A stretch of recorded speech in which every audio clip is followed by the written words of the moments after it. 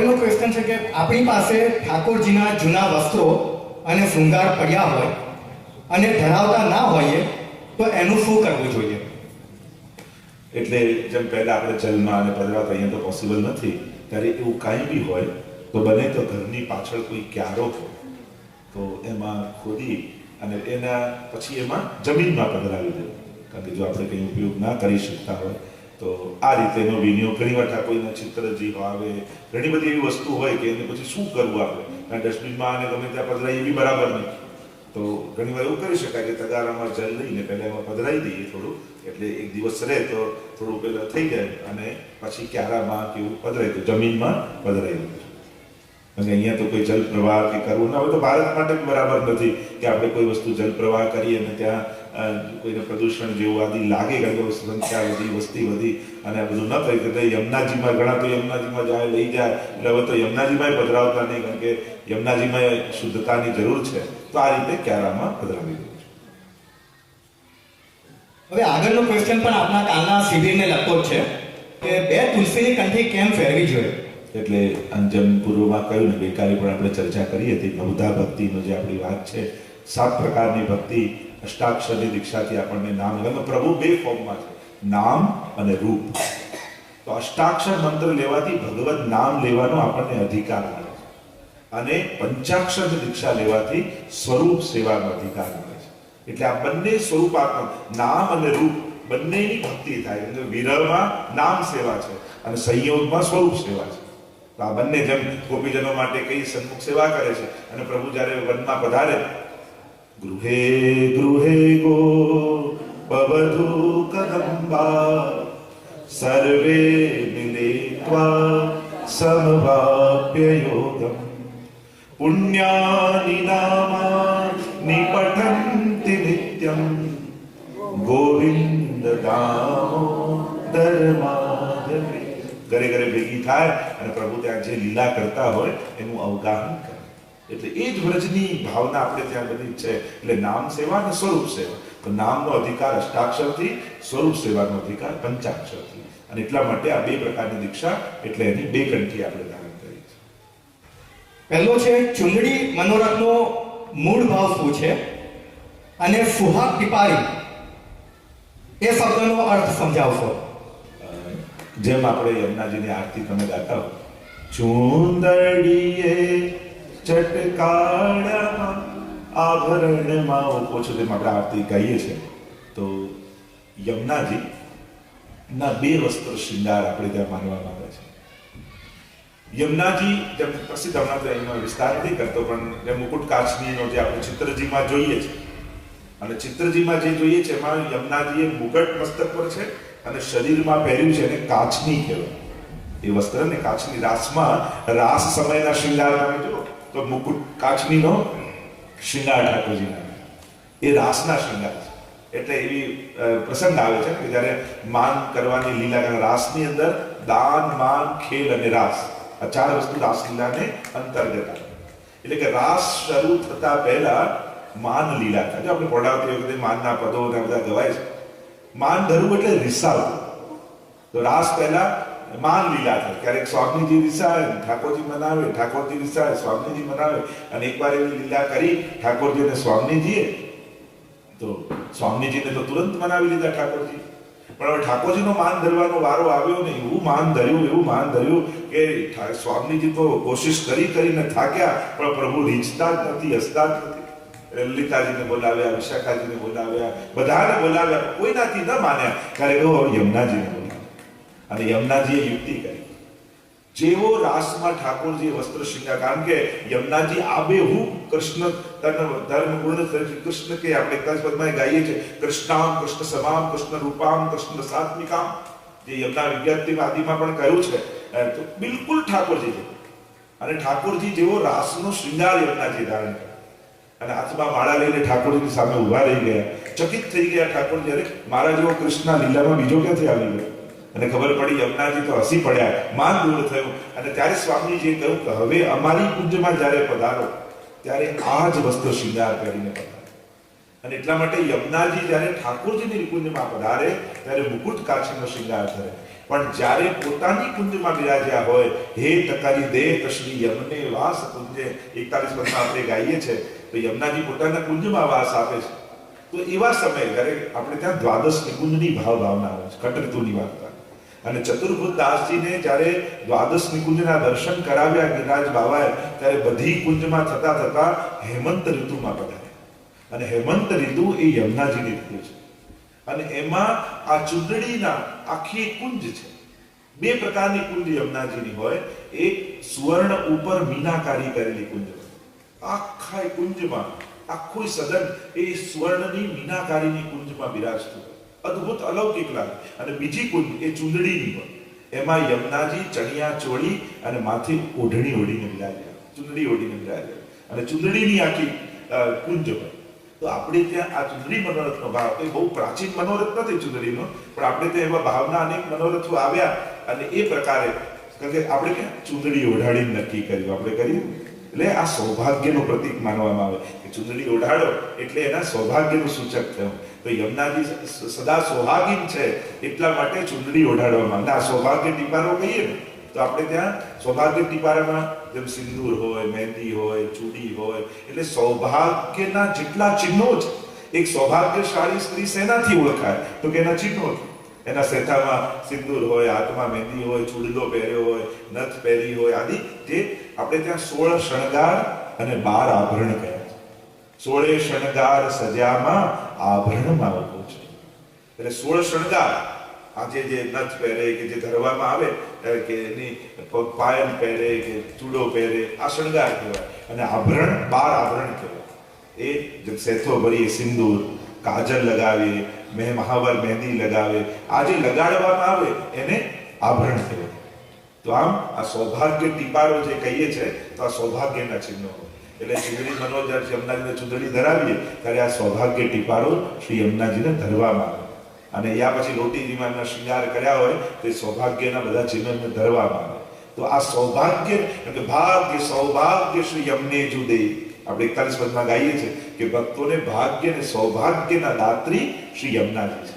અને એટલા માટે ચુંદડીમાં ધરાવી યમુનાજીને ભક્તો પ્રભુનું સૌભાગ્ય એને મળે એની આકાંક્ષા શ્રી યમુનાજી પાસે રાખે. એ યમુનાજી આપને સૌભાગ્ય હું ધરાવીશ, આપને સૌભાગ્ય ટીપારો ધરાવીશ, આપને ઓઢણી ઓઢાવીશ, પણ એ આપ પ્રસન્ન થાવ તો આપનું સૌભાગ્ય આપ મને હે તકારી દે શ્રી યમને વાસ કુંજ. એટલે કહ્યું જે પોતાનું સૌભાગ્ય છે એ યમુનાજી દાન કરે છે.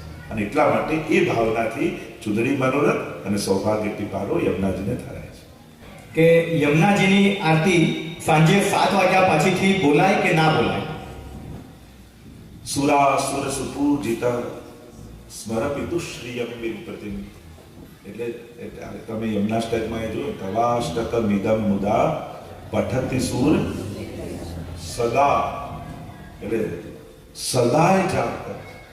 અને એટલા માટે એવું કોઈ વિધાન નથી કે 7 વાગ્યા પછી આરતી ન બોલાય કે યમનાષ્ટક ન કરાય. આપણે ત્યાં તો સદા કરવું છે. છોડવું હોય ને તો પૂછવું, કરવામાં પૂછવાની જરૂર જ નથી. મહાપ્રભુજી કે વદન વિરેય સતતમ સ્થે વિત્તે બેમતી. મહાપ્રભુજીનું વચન યાદ કરો. એક ચૈતન્ય મહાપ્રભુજી મળ્યા તો ચૈતન્ય મહાપ્રભુએ કહ્યું કે એકવાર ગાયના સિંગ ઉપર રાઈનો દાણો રે, એટલી વાર પર પ્રભુને યાદ કરે તો એના પર કૃપા થાય. મહાપ્રભુજી બિલકુલ સાચી વાત. પણ ગાયના સિંગડા પર રાઈનો દાણો રે એટલી વાર પણ પ્રભુનું નામ ભૂલે ને તો કલયુગ પ્રવેશી જાય. એટલે મહાપ્રભુજી તો છોડવાની ના પાડે. વદત વિરેવ સતતમ, સતત જપતા રહો. કિશોરીભાઈ અખંડ આખું યમનાષ્ટક પણ ભૂલી ગયા હતા. વિશુદ્ધ મથુરા તટે સકલ ગોપ ગોપી વૃતે કૃપા જલધિ સંશ્રિતે મમ મનઃ સુખમ ભાવ. બસ અડધો શ્લોક જપતા, એટલે જપ્યમ જપ કહ્યું છે. જપ્યમ કૃષ્ણ દશાધિપી એમાં પણ કહ્યું સર્વોત્તમજી માટે.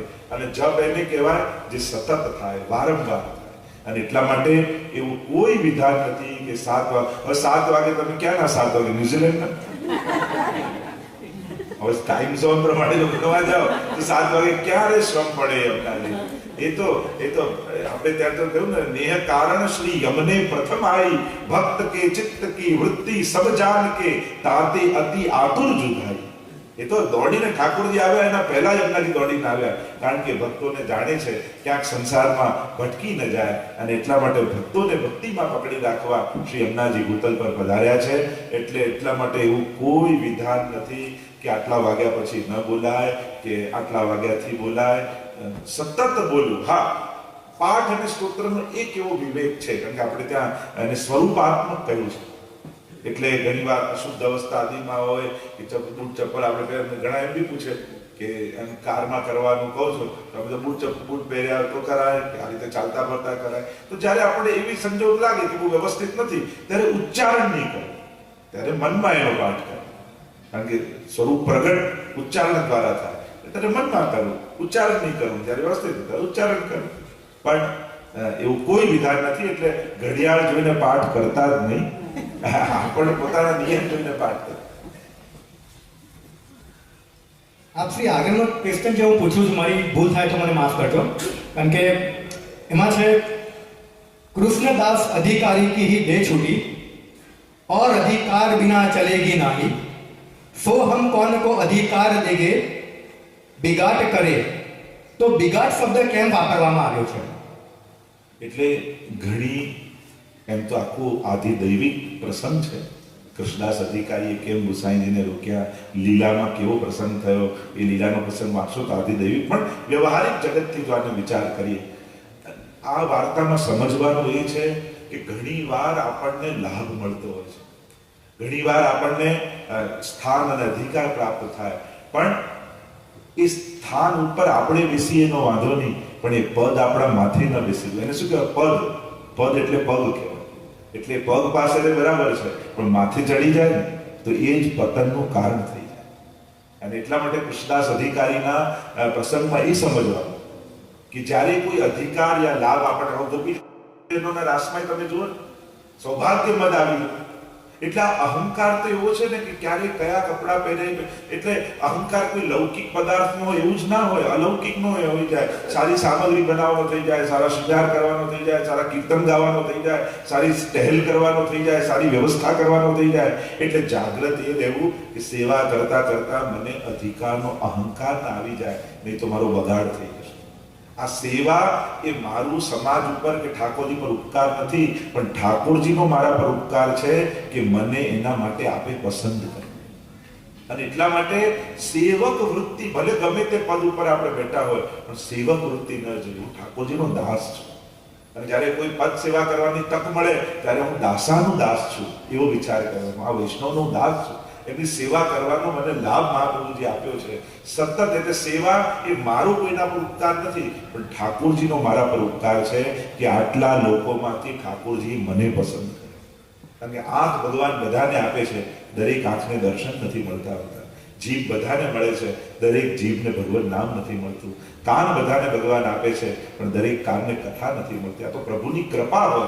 એમ માનવ દેહ મળ્યો હોય, કોઈ સેવા કરવાનો અવસર મળ્યો, તો બધાને તક થોડી મળે છે. તો ઠાકોરજીએ મને તક આપી, એના માટે નિત્ય ઠાકોરજીનો આભાર માનવો કે પ્રભુએ મને અવસર આપ્યો છે. પણ આને ઠાકોરજીને રોજ કહેવું કે મને ક્યારે પણ મારી સેવા કરવાનો અહંકાર ન થઈ જાય, એવી કૃપા પ્રભુ કરજો. તો આ સાર કૃષ્ણદાસ અધિકારીની વાર્તામાં છે. વિષયનો વિચાર કરે કે જીવ સાધારણ છે, એને મદ આવી જાય તો એમ થાય કે હવે કોને હું પદ ઉપર રાખું કે એને અહંકાર ના આવી જાય, એનો બગાડ નથી.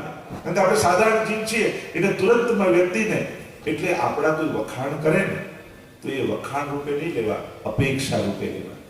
કે જો સમાજ મારી પાસે આ અપેક્ષા રાખે છે, વખાણ કરનારો મહાન છે, કારણ કે એની અંદર ગુણ જોવાની વૃત્તિ છે, એટલે મારા ગુણ દર્શન કરી મારી પ્રશંસા કરે છે. જો એની અંદર ગુણ જોવાની વૃત્તિ ન હોત તો મારે કે ગુણ દેખાય. એટલે વખાણ કરનારનો આભાર માનવો જોઈએ કે એ કેવો સારો છે, કેવા ગુણ દર્શન છે, મારા અંદર આટલા દોષો ભરેલા છે, છતાં એને મારો ગુણ જોયો. પણ ફૂલાઈ નહીં જો કે જો મારા કે વખાણ થાય. તો જ્યારે આપણે ફૂલાઈ જઈએ છે તો આપણી વિશેષતા જોઈએ છે, પણ એ વિશેષતા રૂપે નહીં જોવું, એની અપેક્ષા રૂપે જોવું કે જો મારી પાસે આવી અપેક્ષા એ રાખે છે, હું આવું છું નહીં, પણ હવે આવો થઈને હું બતાવીશ. આ વૈષ્ણવ નથી બોલ્યો, આના હૃદયમાં બિરાજીને મહાપ્રભુજી બોલ્યા છે કે તું આવું થા. એટલે મારી પ્રશંસા થાય એ મારી વિશેષતા નથી, એ સમાજની ને મહાપ્રભુજીની મારા પ્રત્યે અપેક્ષા છે. તો એ અપેક્ષા રૂપે જ્યારે વિચાર કરીએ તો ઉત્તમ થઈ શકાય. તો જ્યારે કોઈ પ્રશંસા આપણી કરે તો એને પગે લાગજો કે તારી અંદર કેવી ઉત્તમ દ્રષ્ટિ છે કે તું મારી અંદર પણ ગુણ જોઈ શકે છે. બાકી તો હું તો દોષોથી ભરેલો છું. છિન્ન છિન્ન મેં અપરાધ પરત હે. સ્વયં કૃષ્ણદાસ અધિકારીની વાર્તામાં જો તો આપણા ગુસાઈજી કેવા એમણે રોક્યા તોય ગુસાઈજી કે જો કૃષ્ણદાસ બહાર નહીં આવે તો હું અન્ન જળ ગ્રહણ નહીં કરું. આ તો મહાપ્રભુજીના સેવક છે. જો કૃષ્ણદાસ અધિકારી સાધારણ હોત તો મહા ગુસાઈજી આમ ન કહે. પણ આ તો આપણને પ્રેરણા આપવા માટેની બધી લીલાઓ છે અને એનાથી પ્રેરણા એ લેવાની કે ગમે તેટલો લાભ મળે જીવનમાં, ગમે તેટલા સત્કર્મો આપણાથી થાય, પણ ઠાકોરજીએ મને પ્રેરિત કર્યો, પ્રભુએ મારી પાસે કરાવ્યું એમ કહી અને પ્રભુનો આભાર માનો. આ શીખવાનું